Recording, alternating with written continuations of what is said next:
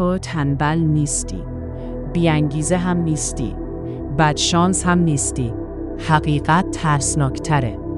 شاید ذهن تو عمدن نمیگذارد قوی شوی. شاید ذهنت ترجیح میدهد تو را در نقش قربانی نگه دارد. چون وقتی قربانی باشی امن‌تری. وقتی قربانی باشی مسئول نیستی. وقتی قربانی باشی تغییر نمی کنی. و مغز عاشق امنیت است، نه رشد. اگر تا آخر این ویدیو بمانی میفهمی چرا گاهی ناخودآگاهت نمیخواهد از وضعیت فعلی خارج شوی، حتی وقتی از آن متنفری. بگذار یک حقیقت را بدانی. مغز انسان مخصوص خوشبختی طراحی نشده، مخصوص بقا طراحی شده. از زمان انسان‌های اولیه مهمترین وظیفه مغز این بوده زنده بمان. نه بدرخش، نه موفق شو، نه ثروتمند شو. فقط زنده بمان. و برای مغز امن‌ترین حالت چیست؟ قابل پیشبینی بودن. حتی اگر آن پیشبینی دردناک باشد. اگر سالها در شرایطی بوده‌ای که احساس بی‌ارزشی داشتی، اگر عادت کرده‌ای دیگران مقصر باشند، اگر همیشه فکر کرده‌ای دنیا علیه توست، مغزت میگوید این را بلدم، این آشناست، پس امن است. و اینجاست که نقش قربانی تثبیت می شود. این قسمت مهم است. قربانی بودن همیشه هم بد به نظر نمی رسد، چون یک سود پنهان دارد. وقتی قربانی هستی، مسئولیت کامل زندگیات را نمیپذیری.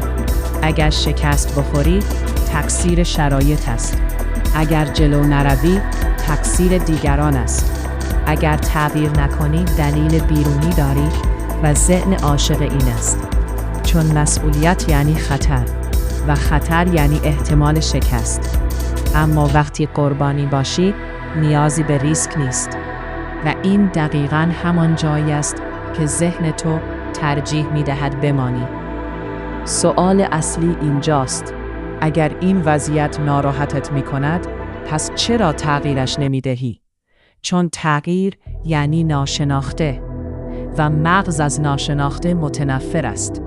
ذهن تو بین درد آشنا و خوشبختی نامعلوم تقریباً همیشه درد آشنا را انتخاب می‌کند. چرا؟ چون قابل پیش‌بینی است.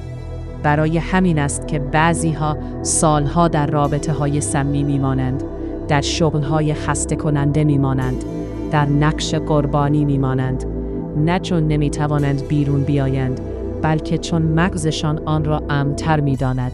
هر انسان یک داستان در ذهنش دارد. داستان تو چیست؟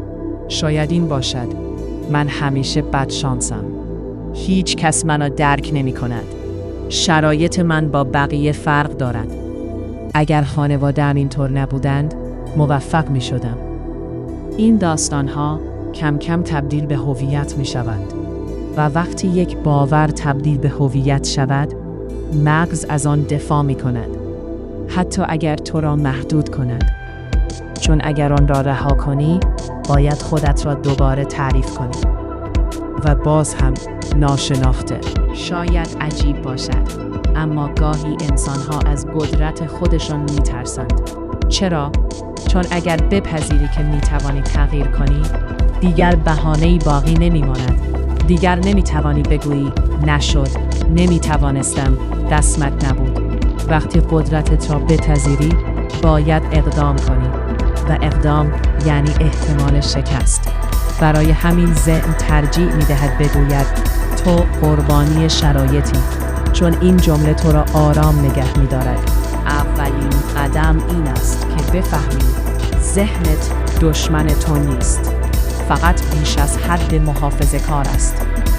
دومین قدم: هر وقت دیدی در حال سرزنش شرایطی، از خودت بپرس اگر قرار بود 1% مسئولیت این وضعیت با من باشد، آن 1% چیست؟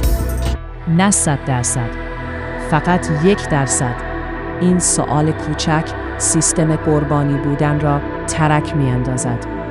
کم کم مغز یاد می گیرد که امنیت فقط در ماندن نیست، در رشد هم میتواند باشد.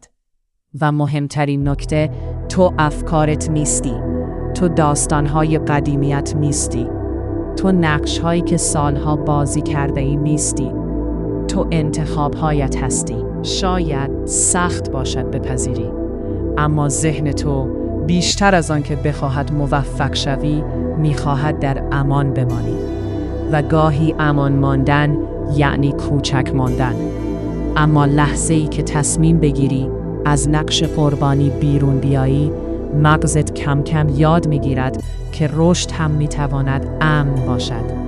سوال اینجاست، آیا آماده ای از داستان قدیمیت خارج شوی یا هنوز امنیت محدود بودن را ترجیح میدهی؟